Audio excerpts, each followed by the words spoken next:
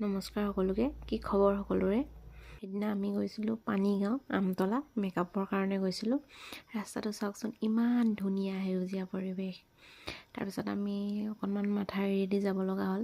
অকণমান ভয় লাগিছিলে, প্ৰথম গাড়ী লৈ গৈছিলোঁ মেকআপৰ কাৰণে, আৰু ইমান ঠেক ৰাস্তাত হয়তো প্ৰথম চলাইছিলোঁ মই, সেইটো কাৰণে অকণমান ভয় লাগিছিলে। হ'লেও গৈছোঁ আৰু নিজৰ কামৰ কাৰণে, যিহেতু যাবই লাগিব।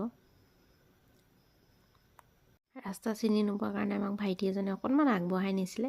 আমি পালোঁগৈ। পাই আমি ৰৈ থকা নাই, অকণমান দেৰি হৈছে বুলিয়ে ভাবিছিলোঁ। আমি খৰধৰকৈ গৈছিলোঁ আৰু তেওঁলোকৰ এয়া আগবঢ়াই নিবলৈ আহিছিলে আমাক। আৰু এয়া আমি তাত পালোঁগৈ আৰু আমি ফুল লৈ গৈছিলোঁ। কইনাৰ ফুল নিব গৈছিলোঁ। ৰাস্তা ফুল লৈ গৈছিলোঁ। আমি ইমান টাইম বহিব লগা হৈছে। 1.5 ঘণ্টা 2 ঘণ্টা ড্ৰাইভ কৰি আহি এতিয়া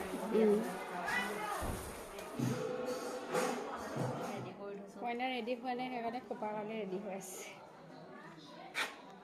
নিজৰ সুবিধা চেক চাই বুজিছে দেই, ছোৱালীজনী বৰ কৰিব লাগিব ন, জল্দি হৈ যাব তেতিয়া। আৰু এয়া আমি মেকআপ ৰুমত গৈ পেলাই মেকআপৰ গোটেই বস্তুখিনি উলিয়াই মেলি সাজু হৈ আছোঁ কইনা অহালৈ। আৰু এয়া আমাৰ কইনা আহি গ'ল গা ধুই, আৰু লগে লগে আমি ষ্টাৰ্ট কৰিয়ে দিছোঁ। অলৰেডি মানুহ প্ৰায় মানুহ আহিছিলে, সেইকাৰণে আমি বহুত জল্দিকৈ কৰিলোঁ। মাজে মাজে কিছুমান ক্লিপ লোৱা নহ'ল, যিকেইটা লৈছোঁ মই এইকেইটা লগাই দিছোঁ।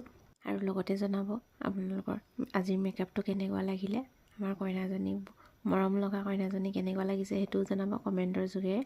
যদি আপোনালোকৰ ভাল লাগিছে তেতিয়াহ'লে মোক আপোনালোকৰ বিশেষ দিনটোত মেকআপৰ কাৰণে কণ্টেক্ট কৰিব। আজিলৈ বাই বাই।